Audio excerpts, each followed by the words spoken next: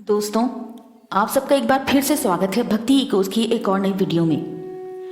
दोस्तों, क्या आप जानते हैं कि एक व्यक्ति का पाप आखिर कहां कहां तक जाता है? आइए जानते हैं इस पौराणिक कथा में।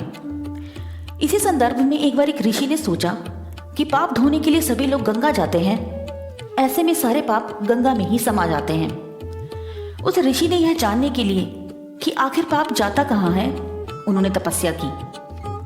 तपस्या करने के फल स्वरूप देवगण प्रकट हुए। तब ऋषि ने उनसे पूछा कि गंगा में जो पाप धोया जाता है वह कहाँ जाता है। तब देवगण ने कहा कि चलो गंगा जी से ही पूछते हैं। ऋषि और देवगण दोनों ने ही गंगा जी से पूछा कि हे गंगे, सब लोग तुम्हारे यहाँ पाप धोते हैं, तो इसका मतलब क्या आप भी पापी हुई? तब गंगा ने कहा कि मैं कैसे पापी हो गई, मैं तो सभी पाप लेकर समुद्र को अर्पित कर देती हूँ। इसके बाद ऋषि और देवगण समुद्र के पास गए और उनसे पूछा कि हे सागर, गंगा सभी पाप आपको अर्पित कर देती है, तो क्या आप पापी हो गए?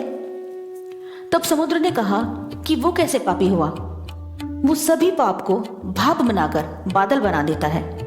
अब ऋषि और देवगण दोनों ही बादल के पास गए, उनसे पूछा कि हे बादल, समुद्र पापों को भाप बनाकर बादल बना देते हैं, तो क्या आप पापी हुए?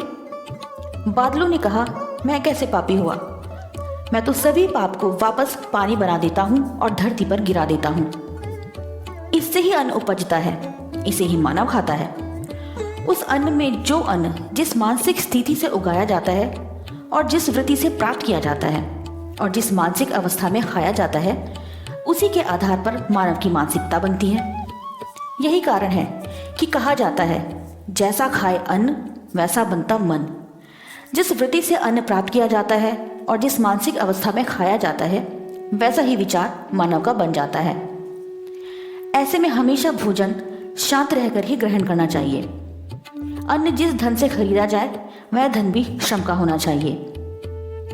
अतः इस कथा का सार यही है कि एक व्यक्ति का पाप दुनिया में कहीं से भी चलकर उसी व्यक्ति तक पहुंचता है जिसने पाप किया है।